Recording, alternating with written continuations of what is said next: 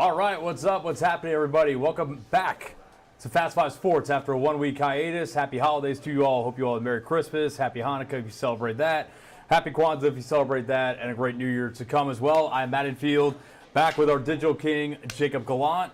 Our Griffin Demaray is, I think he's back in the homeland of New Jersey. Well-deserved vacation. I was just in the homeland of New York. Got back last night, and we are ready to rock. How's Christmas? Sound good? Good. Held the fort down here, but, you know, we got to keep the lights on around here, so. For sure. And they're probably worth sacrifices for the team, but. Hey, a company breakfast or a company lunch, right? Company dinner, whatever it was. Delicious, yeah. Hooked it up. A delicious catered meal, so. Yeah. Love to hear that. Appreciate the boss at Action 5 always holding us down on the holidays. All right, busy, obviously the end of the year, but a busy time in the sports world, really on all fronts. We have a big game in the 901 tonight, the AutoZone Liberty Bowl, kicking off in a little under 4 hours. We're going to hit on that. We're going to hit on a big Memphis basketball matchup tomorrow against regional rivals Ole Miss and much more. But we have to start with the record-setting Memphis Grizzlies last night at home against the Toronto Raptors, beating them and putting up 155 points, the most by any team in the NBA this season and the most in franchise history, beating a mark that was previously set at 152 in that record-setting win over the Oklahoma City Thunder couple of years ago.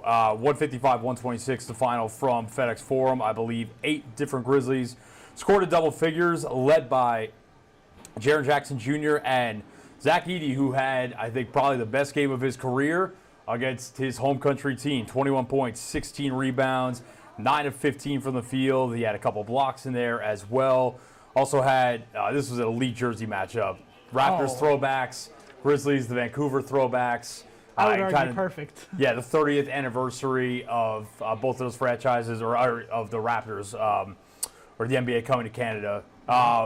Also had an elite ejection from Darko Rajakovic, who was a former Grizzlies assistant, just went nuclear in the fourth quarter of that game with his team down really big. But, yeah, Grizzlies shoot 54% from the field, 40% from three. Just a really outstanding offensive performance, and a reminder that this team, while we still have some things to figure out about it, I mean, they've been the best offense in the NBA this season, and that was on display once again last night. I think we're at the point where you should ask if the Grizzlies are the deepest team in the NBA, because they've got a lot of bench guys that can go. 100%. When you got Kennard, Pippen, LaRavia, Brandon Clark, Conchar, all guys worthy of getting minutes, and there's a lot of teams out there that can barely get 3 bench guys out on the floor without going crazy. So, yeah, just an insane box score, too, with every starter was over at least plus 20. Yep. Which is crazy. Lowest score of the starters was Ja Morant with 15. Yeah. He had 9 assists to go with it.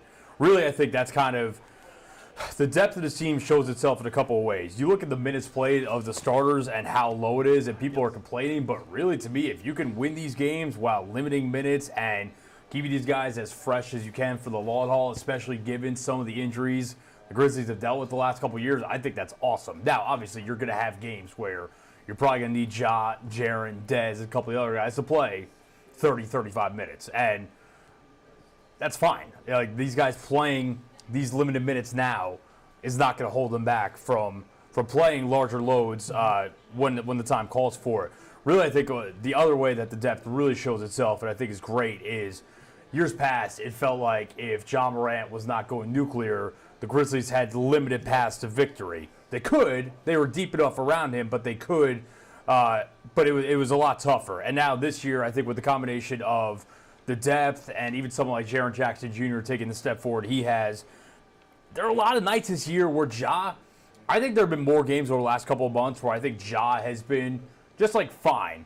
Maybe even sometimes there have been a couple of games where he's been really quiet, and for the most part, they've survived and they've won games despite that. So I think I've thought this is the deepest team in the league coming into the season. And again, right now, you look at last night's box score, missing Jay Huff, who is listed as questionable. He might make his return tonight on the road against the Pelicans. And then, of course, G.G. Jackson, who we hope makes his return in January, and Vince Williams Jr., who I think is probably still about a month away, if I remember reading correctly. But Yeah, I mean, those are Marcus Smart as well. And Marcus Smart. Yeah. And Marcus Smart, apparently, we're getting an update on his right index finger injury. He's hurt his finger 2 years in a row here, which is kind of wacky. But yeah, I mean, you're missing a lot of guys that are legitimate rotation pieces. And in the case of Gigi and Vince Williams Jr., a couple of really intriguing young pieces, and you're still able to put up 155. I think it's the fourth time this year. It's the third or fourth time this year they put up 140-plus points. It's really too many players to be getting all these minutes when all those guys are healthy. Yeah. So it's a good problem to have. It's going to help you at the trade deadline if they need to improve somewhere. Yeah, it consolidate a little bit, yeah.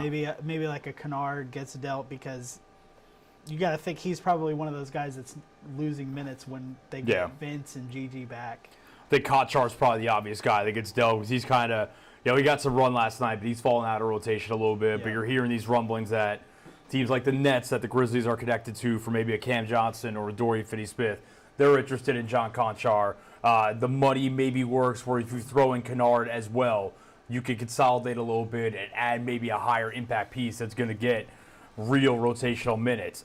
Also, think about the depth. It helps the situation where Santi Aldama last night hurts his ankle really badly. He's going to miss some time, TBD on how much. Thankfully, it's just a sprain, and hopefully he can make a relatively quick recovery, but it was a nasty-looking injury. But now you've got Huff coming back tonight, and again, they just have so much depth at really every end of the roster that when these injuries pop up, they can survive for a stretch of time. Now, obviously, if major injury happened to a guy like Ja or Dez or Jared, that might be a little bit of a different situation. But even then, they missed Ja for 8 games in a row earlier in the season, and they were fine. Obviously, they're not at their best without Ja Morant, but they show they can survive without him. So hopefully Santi gets back soon as well because, he's played awesome this season. Yeah. He's been like their breakout guy. Probably one of the best 6 men in the league. Definitely towards the upper end of that discussion. So hopefully his ankle injury heals up soon. But yeah, man, nutty box score. They improved to 21-10 on the season, 14-4 at home. You really feel like, once again, just like it was 2 seasons ago when they were basically unbeatable at FedEx Forum, feels like Memphis is a place, once again, where it is really tough to beat the Grizzlies when they're at anywhere near full strength because that place is rocking, the energy's there, and they feed off it. And, yeah, just another really impressive performance. They turn around tonight and face the New Orleans Pelicans at Smoothie King Center as we get a look at our upcoming schedule, courtesy of Jacob here. It's a place that's treated them pretty well over the last year or so. The lowly Pelicans. Right. They are in a real bad spot. They've had the Pelicans have had the injury luck this season that the Grizzlies had last season. Zion Williamson, Brandon Ingram, DeJounte Murray, just all these guys up and down the roster. That's how I talk about the fact that they traded a guy like Dyson Daniels, who's really started to break out for the Hawks. Yeah, it's been a very, very rough go. I believe they're last in the Western Conference at last check. Yeah, they are 5-26 dead last. So, tough for them. But after that, this 5-game road trip is, I think, where we're going to find out a lot about this team and how good they really are. Are they truly contenders in the West? Are they a championship contender? Because if they are, I think you're going to see it on this road trip. Now, might not be as big of a beast of a road trip as you thought maybe coming into the season, because I think you look at New Orleans, OKC, Phoenix, Sacramento, and Golden State. I think a lot of people thought those might be 5 playoff teams in the West before the season. New Orleans has had their injury woes, but still, OKC, obviously they've been the best team in the West all season. They are the favorites to come out of the West. And there's kind of this, I think, bubbling rivalry that could turn into something because, in theory, OKC and the Grizzlies could be 2 of the teams that are really the future of the Western Conference. And there are a couple of other teams in that discussion as well. But obviously you've got the SGA versus Ja kind of narrative and discussion. And then, Chet's hurt right now, but they're so. If the Grizzlies are not the deepest team in the league, I think that, or the deepest team in the West at least, I think you have to say it's OKC because they just have so many guys they can throw at you. At Phoenix on New Year's Eve, look, Phoenix kind of struggled a little bit lately, and I think Devin Booker is still hurt. I know he didn't play on Christmas night, so TBD if he's back by New Year's Eve. But really, when they've had Kevin Durant this season, they've been very, very tough to beat. They beat, who was it on Christmas? Denver on Christmas night. Pretty good game. That was a fun game. A bunch of bench guys contributed really well in that game. Sacramento they're in a rut as well, and they had a really bad loss last night on a 4-point play by Jaden Ivey in the final seconds. And then the Warriors have come back to earth a little bit since they got off that really hot start where they were like the 2 or the 3 seed in the West early in the season. They lost.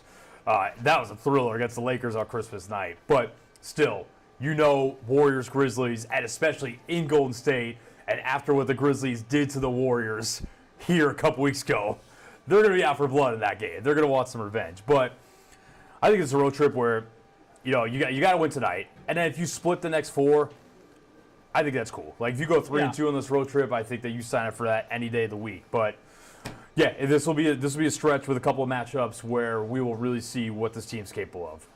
Even the worst team of the bunch after New Orleans, Sacramento, is still a really talented team that just kind of can't figure it out right now. Yeah. And, I want to believe they can get there, but at the same time, it's looking really bad right now. The addition of DeRozan hasn't really worked out.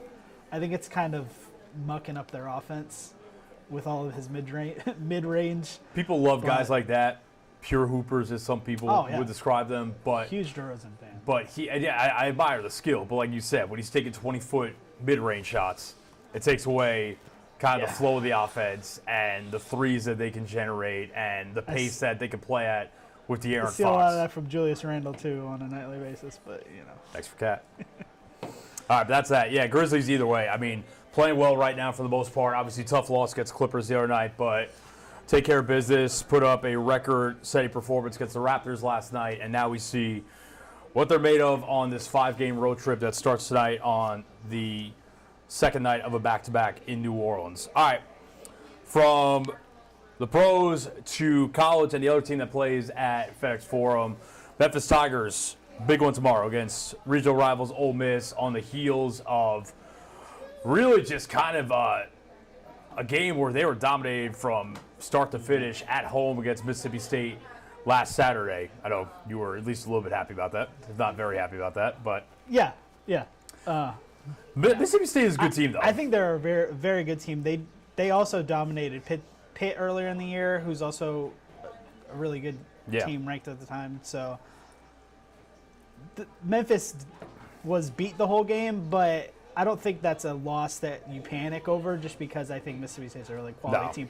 Again, if you come out and do the same thing against Ole Miss, then there might be some cause for concern. Yeah, I think tomorrow is big for a couple of reasons. I think the biggest thing is this is really your last shot to get a win that you could put on your resume and really show to the committee and help you either get in the tournament. Hopefully it's not at that point. Hopefully there's not a situation like last year where they wet their pants in conference play and you need your non-conference wins to keep you afloat. Hopefully it doesn't get to that point. But if you win tomorrow, this is really kind of like the last resume-defining game that you can put on your resume for a higher seed. And then two, just kind of like you said, losing 2 games at home in 7 days to a pair of schools that, Ole Miss is more of a regional rival, but I think that there's enough of a closeness and proximity to Mississippi State, and a lot, they're going for a lot of, in theory, similar players and whatnot.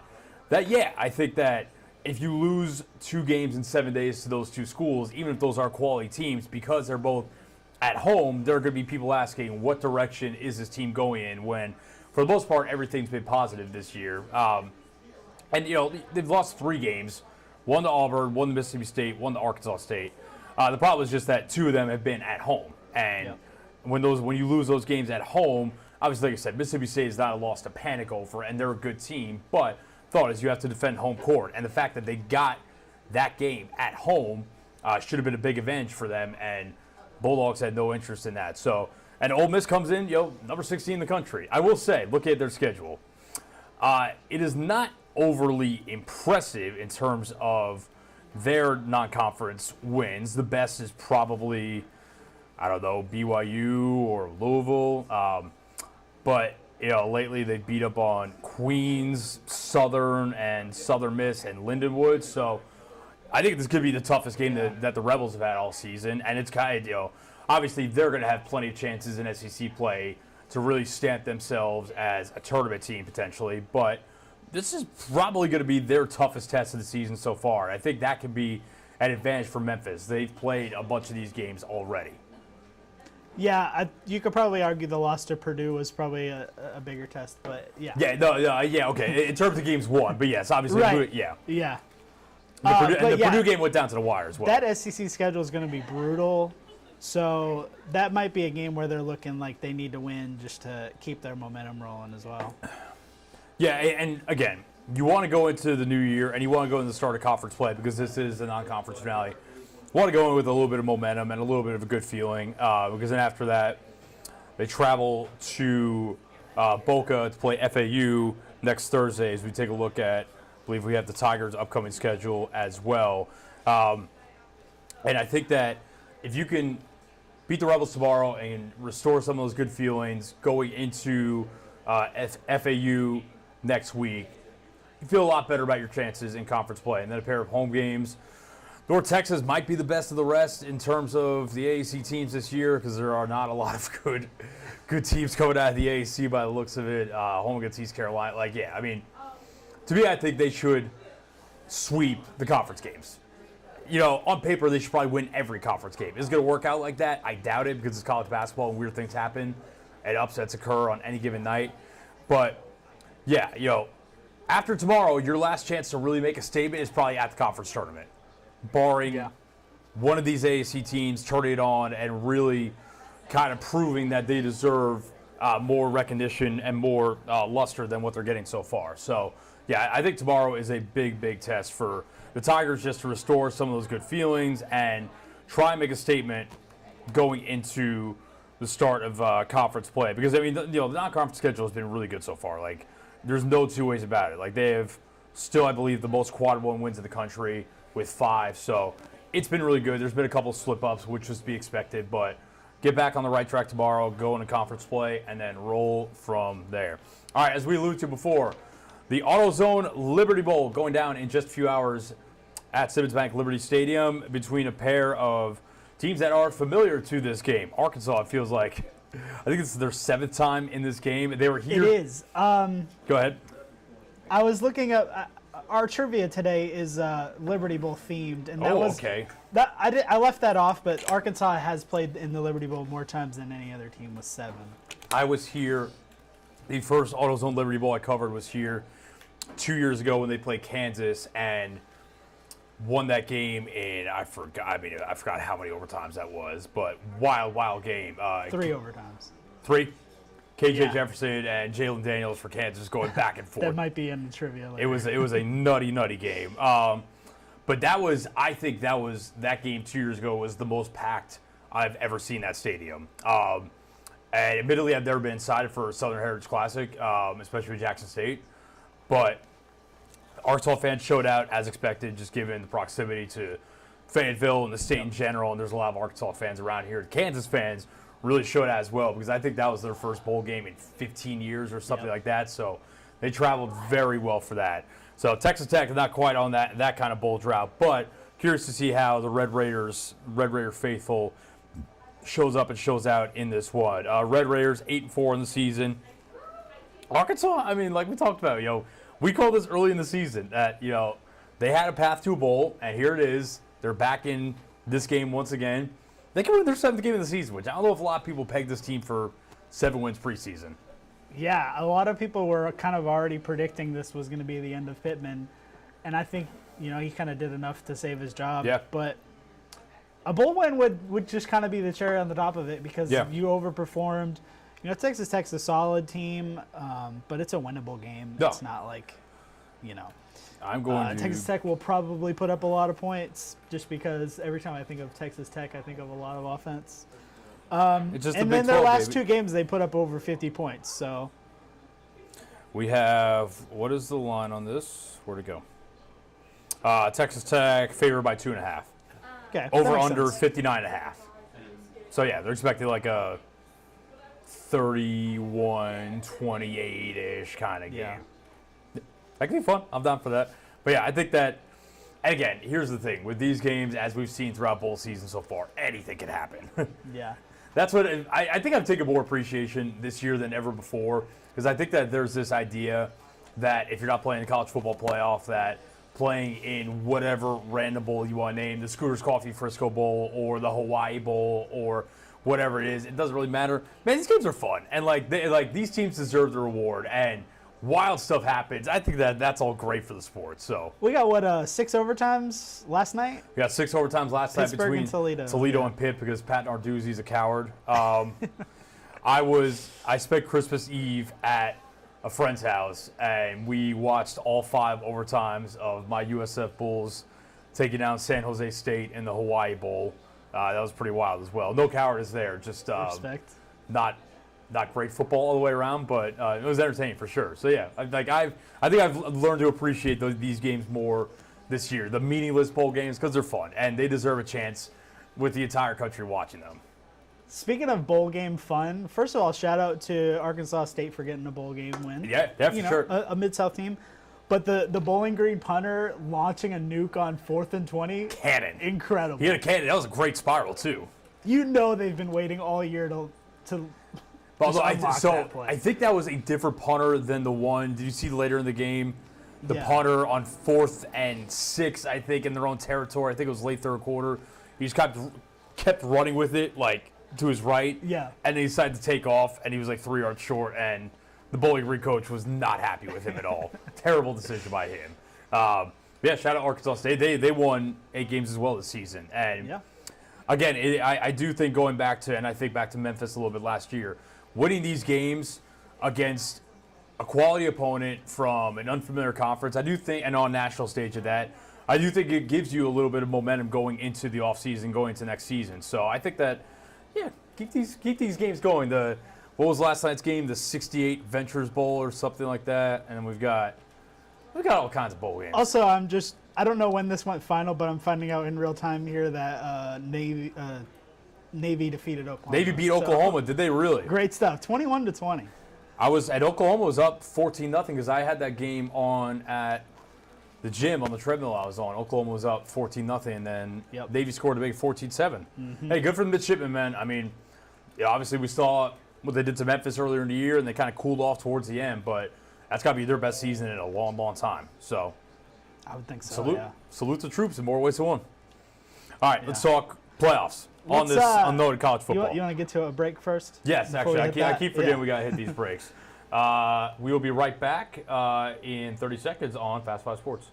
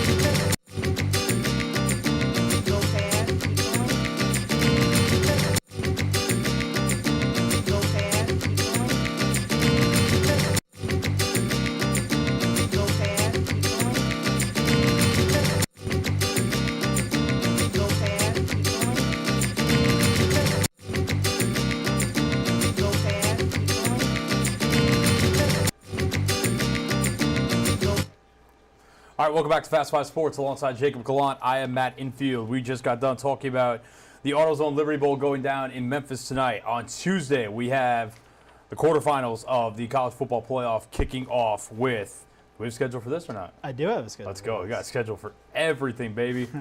All right, we got Penn State fresh off throttling SMU last week neutral site game. I got to get used to this because the first round games were at college stadiums. Yeah, this one's the Fiesta Bowl. Yep, this is the Fiesta Bowl against Boise State, the Group of 5 representative this year. We have Texas fresh off a, comfortable enough win, we'll call it, over Clemson. Yeah. Taking on the Big 12 champs, Arizona State, another one of the cool stories of the season. That is the Chick-fil-A Peach Bowl in Atlanta. Big 10 rematch from earlier in the season. Really looking forward to this one. The Rose Bowl, and I think rightfully so. Ohio State and Oregon, a pair of Big 10 rivals, which sounds really weird to say. And then finally, I think another sneakily really good game. Notre Dame and Georgia at the Caesars Superdome in New Orleans. It is the Allstate Sugar Bowl. So, a lot's been made about the results of the first weekend of games. Obviously, Notre Dame beat up on Indiana real bad. Penn State did the same to SMU. Clemson, Texas was semi-competitive. It wasn't like a total thrashing. And then, man, Ohio State, what they did to Tennessee was wildly impressive because I was kind of thinking if there was going to be an upset that weekend, it was going to be Tennessee over Ohio State, and the Buckeyes had no interest in that. But, listen, obviously there's fueled a lot of discussion about did the committee right? Should teams like Ole Miss and Alabama have been in? This, that. Blowouts happen in every playoff. Blowouts will probably happen in this round as well, by the way. Like, I would not put it past anything that a couple of these teams... I could see at least two. Yeah. Get their doors blown off here. Blowouts happen in every single playoff format, and that is totally fine. Going on to, like the NFL in a couple weeks when we get to playoffs, I bet there will be some first-round blowouts there. I think the takeaway here is not that they put the wrong teams in. I think this is just what you get for going to 12 teams. Yeah. I think there's an obvious talent gap. I don't think Arizona State is really one of the 8 best teams in the country, but they deserve the shot to be there, so you got to put them in. I mean, that's just what you get with 12 And to teams. me, that is the thing above anything is if you're going to go from 4, which I think there are probably, if you put 4, if you said the top 4 teams, I think that those are probably, especially this year, pretty tightly packed. Who those 4 are, I don't know. But the top 4, I would say there's probably a pretty close margin between the 2 of them, between the 4 of them. Once you go to 12, then yeah, obviously you're going to get some wider margins and some bigger gaps in talent and just overall quality of team. But I still think that they deserve to be there and they deserve a shot to play for it. And if they get blown out, they get blown out. Like, I'm fully prepared for some of the discourse that comes if Penn State blows out Boise State on Tuesday, which I think is possible. I mean, Boise State played Oregon really well early in their season. So I think they could definitely keep it close. And it's going to be a heck of a running back matchup between Ashton Jeanty and Nick Singleton for Penn State. But listen, the resume has to matter. What you did during the season has to matter. If you wanted Ole Miss in, they shouldn't. And I think Ole Miss had more of a case at Alabama for what it's worth.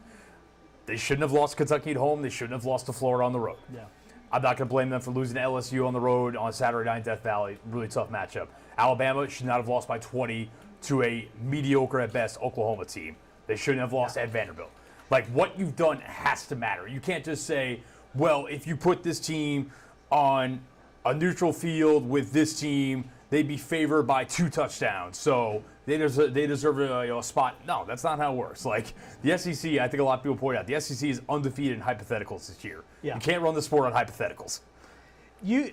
If you put Ole Miss or Alabama on the same field as Indiana, they're probably going to blow them out. But Indiana was 11-1 this year, so tough luck. They get a playoff spot. Yeah. Now maybe it doesn't really matter. They're a Big Ten team, so maybe there needs to be modifications as far as like scheduling. But even that's going to vary year to year. You're never going to have equal schedules for every team in the SEC and the Big Ten and beyond that, the ACC and the Big 12. So or sometimes a team that you think is going to be a top 10 at the beginning of the season ends up terrible. Sorry, Florida State. Yeah. Like, there are going to be years where teams are going to take advantages of the way things are set up in front of them and make a run. And that's fine. Like, I don't really have a problem with it. I still think when this thing is all said and done, we're going to probably get a champion that we think is worthy. Yeah. I think that once we whittle this down to 4, more than likely we say, yeah, they all deserve to be here. Now, some roads are tougher than others. Obviously, Oregon's bracket is really tough, and I do think the biggest takeaway for me going to next year is we need to reseed this thing. If you want to give automatic qualifiers to the 4 highest-ranked conference champions, that's fine, but they shouldn't automatically be the 4 highest seeds. That would be my biggest takeaway. To me, I don't think that I can really justify putting Boise State ahead of Texas in the seeding, or Arizona State ahead of Ohio State. But that's for next year. For right now, it is what it is. I think these games I think there are going to be a couple of really fun games on here. Like I said, Penn State -11, and I could see it, especially in the trenches. I could see them giving Boise State some problems, but again, Boise State played Arizona really tough earlier this year. They've lost one game all year. They have the best offensive weapon in the sport. So that could be fun. Texas, 13.5-point favorites against Arizona State. I'm a little curious about that one. But again, I'm not an enormous believer in Quinn Ewers. So maybe Arizona State keeps that one tighter than anticipated. Texas has looked good unless they play Georgia. They've looked good every game this year. So Ohio State, they're not playing Georgia yet. Ohio State 2.5 favorites over Oregon is very interesting. I get after last weekend they're going to get some love, but I don't know. I have thought Oregon is the best team. That's a strange line to me. I've thought Oregon was the best team most of the season. Not far and away, but the team with the fewest blemishes, the best resume, and the team that I felt most confident in and week out. I think Oregon above everything else, they're just the one team that hasn't just put up a dud. Like all the top teams, Ohio State put up a dud against Michigan. Georgia's had a few of them. Everyone has Georgia. blemishes. Yeah. Oregon's just kind of the team that hasn't put up one of those games where we go, are they actually good? I wouldn't be surprised. Yeah, I mean, I could see Ohio State winning, but I wouldn't be shocked if Oregon just kind of breezed through that game either. And then Georgia starting Gunnar Stockton in place of Carson Beck, who is out for the season with the UCL injury, up against Notre Dame, who put up, like we said, a really commanding performance against Indiana last week. To me, I think this game is going to be competitive, and Georgia's only 2-point favorites. But if Notre Dame plays to the standard they did against Indiana, I think they'll win that game. Yeah. This one's a toss-up for me because, Georgia's just been so wishy-washy all year, and especially with a backup quarterback, I think Notre Dame's – I think I would lean Notre Dame going into this one. If Carson Beck was playing, maybe Georgia, but it's really a toss-up. I think that's the most interesting game of the weekend. See, the thing is, Carson Beck doesn't even move the needle for me that much. Maybe a little bit just because we saw – Yeah, but you're also rolling out a quarterback who hasn't really played all year other than a few snaps last week. And we did see with Gunnar Stockton against Texas, that was a very, very run-heavy game plan after he came in. And Riley Leonard is far from perfect. He's very inconsistent to me, but I think that the clear quarterback advantage in that game does swing in Notre Dame's favor. So it's a good slate of games. Like, it's going to be enjoyable. It's going to be fun. What better way, You go into New Year's Eve, you get Penn State, Boise State, you get the drinks flowing a little bit. You wake up, you're probably not feeling too hot on New Year's Day. Well, guess what? You get to watch 3 college football playoff games all day. So that sounds pretty good to me. And I'm off Tuesday, Wednesday, but I will not be partying too hard at least. I'll look forward to that. That should be fun. All right, we are in the home stretch of the NFL regular season as well. Week 17 is underway. Shout out Netflix and the NFL for trying to take over Christmas from the NBA, although 2 dud games between the Chiefs and the Steelers, and then really bad game. Ravens just steamrolled the Texans. And 4 good NBA games. Yeah, I was going to say, the NBA had, was it 4 or 5? Oh, 5. It was 5, yeah. I think all 5 of them were good to some degree. All competitive, Yeah, obviously Lakers-Warriors was kind of the showstopper, the one that everyone's talked about. But, the NBA had a really good slate of games. But in that slate, the Chiefs beat the Steelers like we talked about, and they moved to 15-1. They clinched the number 1 seed once again. The AFC playoffs go through Arrowhead. And listen, I learned my lesson last year. Last year I said, I don't know if this offense is good enough. I know Patrick Mahomes is Patrick Mahomes. I'm on record saying I think he's the best player in the history of the sport. Or at least the player you would start your team. Like if you did a draft of every player in the history of the sport, Patrick Mahomes would go number 1. And I said, I get all this. I get the defense is good, but I don't know if the offense is good enough. I learned my lesson last year. I'm not doing it again. I don't care what their point differential is. I don't care what their record of what score games is. I don't care if they haven't scored 30 points in a game this season. They just find ways to win. They are the best situational football team in the sport. They have been in every scenario possible, and they just find a way. They make limited, stupid mistakes. They are really smart about what they need, and are the margins small? Maybe. But they always come out on the right side of those margins. And if you watch enough football, especially if you watch enough bad football like I do in my team every week, there is a big difference in teams that know how to win these games and teams that know how to lose these games. So they're gonna wrestle their starters next week, I imagine, in Denver or against the Broncos. So I bet they'll probably finish 15-2. They'll get the 1 seed. But I don't care. Josh Allen's been amazing this year. Lamar's been amazing this year. I'm sure we'll talk about that. I'm picking the Chiefs to come out of the AFC until proven otherwise. I'm not picking against them. It really does feel a lot like last year. Last year we just they felt so flawed. We were like, well, Baltimore will handle them. They haven't played Baltimore, so yeah, it's. And last year, remember, the same things. Last year, remember on Christmas Day, they got whooped by the Raiders at home. Yeah. So right now, I think they're playing way better than they were last year. Yeah, the difference is this year they're actually winning. Yeah. And they're ugly wins, except this week. Yeah, this was kind of dominant, an easy win. But they've played a lot of close wins. And I kind of like the way that the offense is coming together a little bit. Again, this is not the 2018-20 Mahomes launching 10 bombs down the field to Tyreek Hill and Travis Kelce killing everyone in the intermediate area of the field. Oh, he had a pretty good game on Christmas. But I like the way Xavier Worthy's come along for them. They figured out creative ways to use him. I think Kelce, once again, has kind of coasted through the regular season. I expect him to turn it on and play his best ball in January and February. DeAndre Hopkins didn't have a huge game the other day, but I think it's kind of that chain-moving outside receiver. He's solid. And, again, now they're going to have – I don't think Isaiah Pacheco is all the way back yet, but some combination of him and Kareem Hunt in the year 2024. I think the run game is fine. And the defense is really good. That's really been their calling card, other than Patrick Mahomes and Andy Reid the last couple of years. They've had awesome defenses under Steve Spagnuolo. So, again, until someone knocks them off, I'm not picking against them. The onus is on, the Josh Allen or Lamar Jackson to figure that defense out and beat them. Yeah, I mean, Patrick Mahomes is essentially Michael Jordan to them, and they are whoever you want to say, Charles Barkley, Karl Malone, whoever. They are, they're awesome. They're probably future Hall of Famers, no doubt about it. But they have to get over that hump.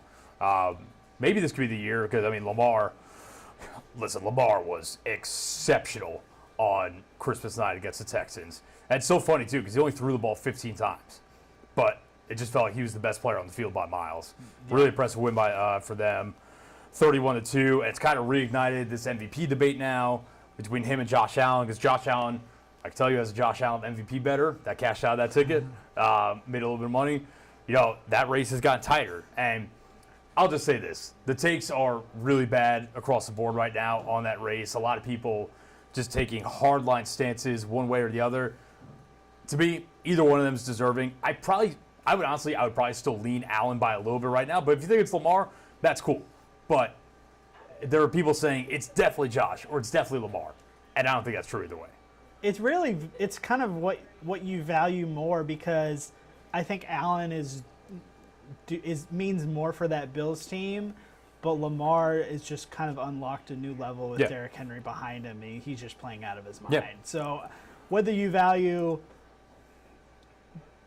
the skill that one's playing at or how important they are to the team. Yeah, and they're both winning. And then the surrounding core a little bit, because I think Allen's playing his best ball, after they lose Stephon Diggs, and I think their weapons are okay. I think they're probably a little bit better than they're given credit for. But Lamar, obviously, we talked about Derrick Henry. Yeah. Zay Flowers is really good. It's two tight ends, Andrews and Likely, Bateman. So I don't think there's a wrong answer between those two. I just think that if you're definitively saying one guy deserves it and the other one doesn't, then I think you're wrong there. Quick look ahead to this weekend.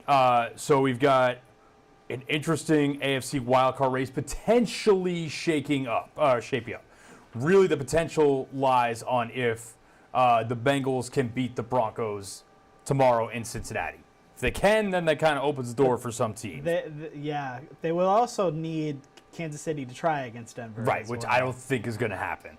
Yeah. And I think that someone brought up, if you're Kansas City, you probably want to lose that game against the Broncos because you probably don't want to let Burrow, Chase, and those guys. Burrow's the only guy that's knocked them out of the playoffs recently. Exactly.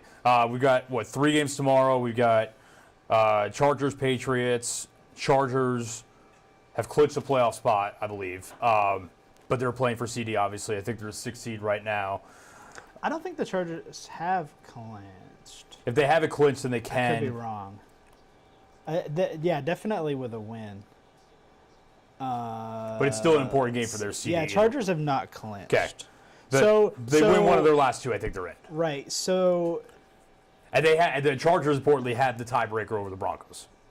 Yeah. So that second and third wild card will be, it's between the Chargers, Broncos, and then Miami and Indianapolis are still in it, and Cincinnati. Yeah. So two of those teams will get in. Broncos Bengals tomorrow is interesting. I think it might. I was looking at forecast. I think it might rain in Cincinnati, but Broncos defense been pretty good most of the season. Justin Herbert kind of had his way with them last week, but it's going to be this Bengals offense is no joke. Obviously, Bengals defense is really bad, but the way that Burrow and Chase are playing right now, we're going to find out how good that defense really is. And then tomorrow night. The Saturday night cap, Cardinals versus Rams. Cardinals eliminated with just a horrible loss in Carolina last week. And then brutal. So the Rams situation is complicated. I want to say they can clinch the West with a win, but because basically the way that they explain it. Would they have the tiebreaker over Seattle? Yes, I think they would have the tiebreaker over Seattle. God, if you sat through that Thursday night game like I did last night, God bless you. Tough one.